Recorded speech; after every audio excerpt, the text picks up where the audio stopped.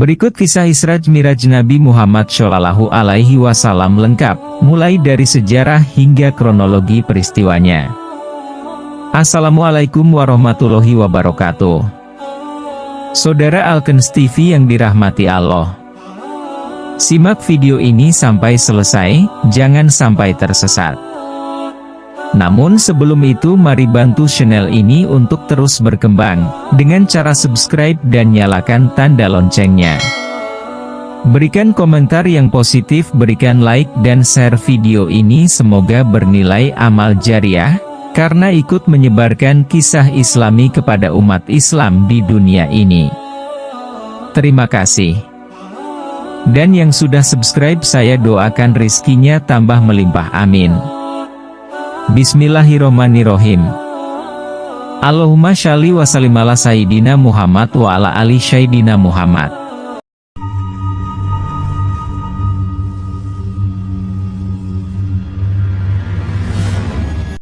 Peristiwa perjalanan Rasulullah Shallallahu Alaihi Wasallam pada suatu malam, yaitu dari Masjidil Haram di Makkah menuju Masjid Al-Aqsa di Yerusalem, lantas berlanjut hingga ke langit ketujuh dan Sidratul Muntaha. Peristiwa Isra Miraj terjadi sebelum Nabi hijrah ke Madinah, Yatsrib. Perjalanan Isra Miraj Nabi Muhammad terjadi dalam waktu kurang dari semalam. Namun, ada banyak pengalaman fisik dan spiritual dialami oleh Rasulullah dalam peristiwa Isra Mi'raj, terutama ketika Nabi Muhammad Shallallahu Alaihi Wasallam menerima perintah sholat 5 waktu dari Allah Subhanahu wa Ta'ala. Kisah Isra Miraj terekam di dalam Al-Quran, terutama surah Al-Isra dan surah An-Najm, serta sejumlah hadis sahih. Dalil peristiwa Isra Mi'raj salah satunya terdapat di dalam surah Al-Isra ayat 1 berikut ini. Arti surah Al-Isra ayat 1, Maha Suci Allah yang telah memperjalankan hambanya, Nabi Muhammad, pada malam hari dari Masjidil Haram ke Masjidil Aqsa yang telah kami berkahi sekelilingnya agar kami perlihatkan kepadanya sebagian tanda-tanda kebesaran kami. Sesungguhnya dia maha mendengar lagi maha melihat. Sejarah Isra dan Mi'raj Nabi Muhammad Shallallahu Alaihi Wasallam menggambarkan salah satu peristiwa paling istimewa di masa hidup Rasulullah. Kisah Isra Mi'raj tak hanya menunjukkan kebesaran kekuasaan Allah Subhanahu wa Ta'ala. Peristiwa Isra Mi'raj sekaligus menegaskan keistimewaan kedudukan Nabi Muhammad Shallallahu Alaihi Wasallam di hadapan Allah Subhanahu wa Ta'ala. Kata Isra secara bahasa artinya perjalanan malam.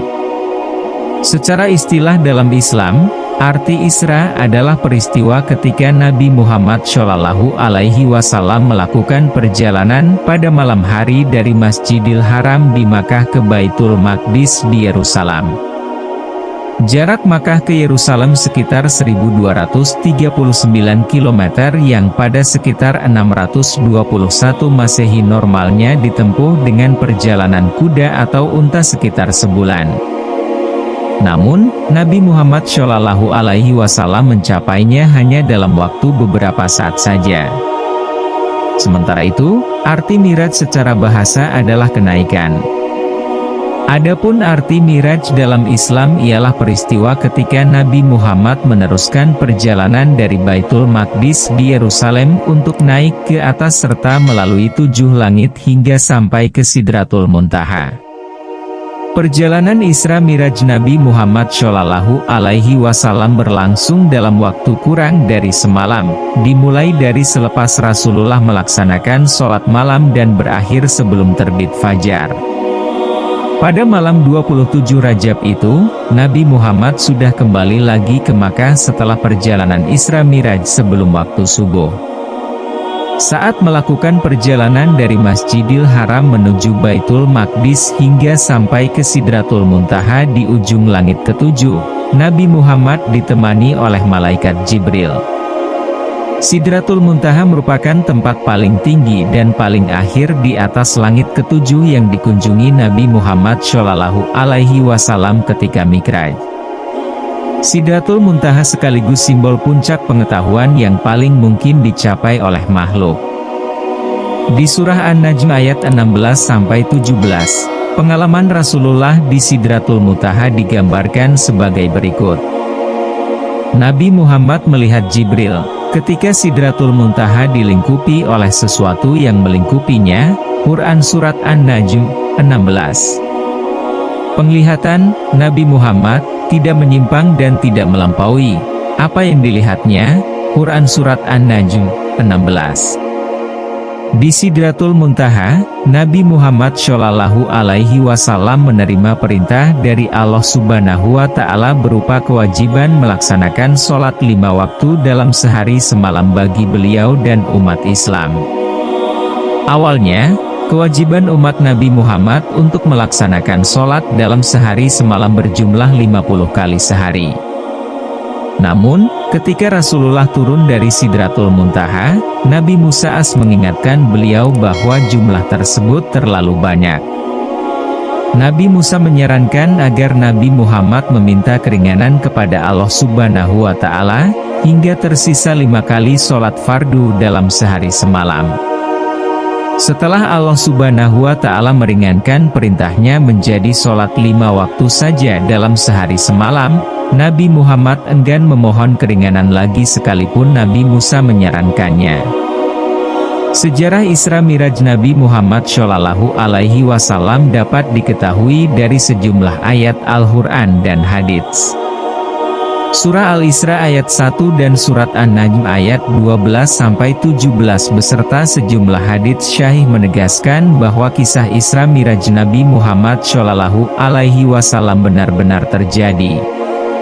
Sejumlah hadits tentang Isra Mi'raj itu merupakan hadits mutawatir, dan ada sekitar 16 sahabat yang meriwayatkannya. Kronologi peristiwa Isra Mi'raj Nabi Muhammad Shallallahu Alaihi Wasallam. Di luar persoalan tanggal, kronologi peristiwa Isra Mi'raj terdokumentasi dalam banyak hadits. Peristiwa Isra Mi'raj bahkan tergambarkan dengan detail dari awal sampai akhir di hadits-hadits tersebut. Kisah Isra Mi'raj Nabi Muhammad Shallallahu Alaihi Wasallam lengkap dari awal sampai akhir dapat ditemukan di dalam hadits riwayat Anas bin Malik yang telah diuji kualitas sanadnya oleh Imam Bukhari dan Imam Muslim. Dalam hadits itu, terdapat cerita perjalanan Isra Mi'raj Nabi Muhammad Shallallahu Alaihi Wasallam dari mulai awal berangkat hingga menerima perintah sholat 5 waktu, termasuk dialog Rasulullah dengan Nabi Musa alaihi salam sebelum meminta keringanan pada Allah Subhanahu Wa Ta'ala.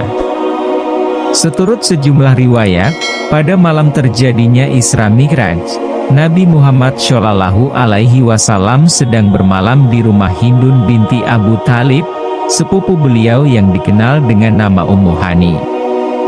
Setelah tidur sejenak, Nabi terjaga dan mengunjungi Ka'bah. Di sana, beliau mengantuk hingga terlelap. Malaikat Jibril kemudian mendatangi Nabi Muhammad. Jibril lantas mengantarkan Nabi untuk melakukan perjalanan menuju Baitul Maqdis di Yerusalem dengan mengendarai burak. Al-Quran tidak menjelaskan detail burak, meskipun kata ini terdapat dalam surah Al-Baqarah ayat 20. Detail tentang burak tergambar dalam hadits riwayat Anas bin Malik. Di hadits itu, Rasulullah Shallallahu Alaihi Wasallam menggambarkan bahwa burak, binatang putih yang lebih besar dari himar dan lebih kecil dari bigal. Ia melangkahkan kakinya sejauh pandangan mata. Khair Ahmad. Secara garis besar, kronologi kisah perjalanan Isra Mi'raj lengkap sebagai berikut. Suatu malam, malaikat Jibril mendatangi Nabi Muhammad yang sedang berada di Masjidil Haram. Usai melaksanakan sholat malam, Nabi Muhammad mengalami semacam pembedahan. Pembedahan itu dilakukan dari atas dada sampai bawah perut Nabi Muhammad. Perut Nabi Muhammad dicuci dengan air zam-zam dan diisi dengan hikmah dan iman. Dikawal malaikat Jibril, Nabi Muhammad naik burak menuju Masjid Al-Aqsa, Baitul Maqdis di Yerusalem.